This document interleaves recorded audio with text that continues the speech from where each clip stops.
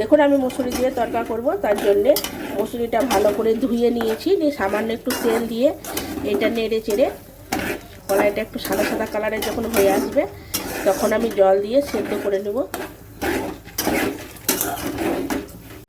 দেখুন ডালটার কালারটা চেঞ্জ হয়ে গেছে, এর মধ্যে আমি জল দিয়ে দেব।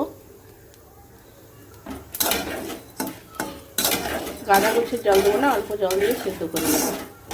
দেখুন মুসুরির ডালটা আমার সিদ্ধ হয়ে গেছে, এবার আমি নামিয়ে নেব। এরকমই সিদ্ধ করব, খুব গলাবো না। আমি দেখুন এখানে কড়াই চাপিয়ে নিয়েছি, এখানে দিয়েছি রসুন কুচি, আদা কুচি, লঙ্কা কুচি, এখানে দিয়েছি পেঁয়াজ কুচি, এখানে দিয়েছি টমেটো কুচি। এটা ভালো করে ভেজে নেব। পেঁয়াজ রসুনগুলো সব ভাজা হওয়ার পরে দিয়ে দিয়েছি নুন, হলুদ, এখানে মিট মশলা, গরম মশলা আর 4টে ডিম ভেঙে দিয়ে দিয়েছি।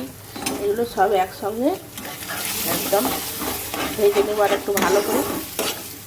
এখন ডিমটাও ভাজা হয়ে গেছে, এরপরে আমি তড়কা মশলা দিয়ে দেবো। এটাও নেড়ে ছেড়ে নেবো। তারপরে ডাল সেদ্ধটা দেবো। এবার ডাল সেদ্ধগুলো দিয়ে দেবো, ভালো করে নেড়ে ছেড়ে সামান্য একটু জল দেবো।